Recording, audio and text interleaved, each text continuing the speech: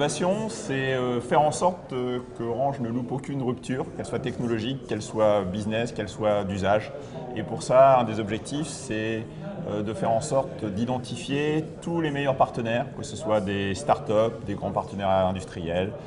ou aussi des laboratoires académiques, bien évidemment, où qu'ils soient dans le monde, et faire en sorte que nos chercheurs travaillent en fait avec toutes ces meilleures équipes au niveau mondial pour qu'Orange soit dans la boucle de la construction de cet avenir commun pour être toujours là au niveau du business en avance de phase par rapport aux autres compétiteurs. C'est un lab en fait que je contribue à animer sur la partie Open Innovation. Chez Orange, nous avons 650 chercheurs, plus de 5000 personnes qui travaillent sur la recherche et l'innovation. Et mon job à moi, c'est de faire en sorte que tous ces chercheurs, tous ces ingénieurs, en fait, puissent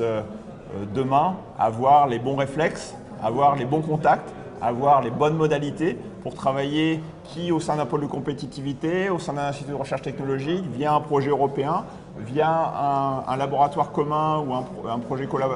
collaboratif avec un laboratoire aux États-Unis ou en Asie, peu importe, mais c'est de trouver vraiment la bonne modalité, le bon sujet pour co-innover. Les textiles intelligents, effectivement, on est en plein dans l'open innovation parce que nous, chez Orange, on voit cette révolution avec ce mariage, cette quasi symbiose demain entre le monde numérique et le monde physique. Et évidemment, les textiles ont une part prépondérante dans la capacité d'un être humain à interagir avec son environnement, avec le monde physique et le monde numérique de demain. Et donc, effectivement, il y aura, nous en sommes certains, plein d'innovations liées au textile en lien avec les objets connectés. Ces passerelles, on a contribué à les lancer. C'est surtout, je pense, le sens politique et de l'administration qui a voulu nous regrouper dans une solution après ces plans. Alors on se trouvait un peu orphelin en disant on n'a plus notre plan, comment on va être traité, quelle va être notre place à côté de grands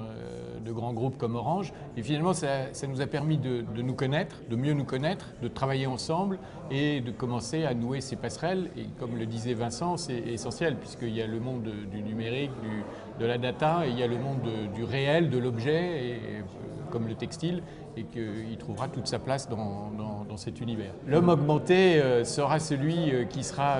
vêtu de tous ces textiles, que ce soit en sous-vêtements ou en vêtements d'extérieur, et également qui retrouvera des textiles dans la maison et qui seront aussi donc des parois textiles qui permettront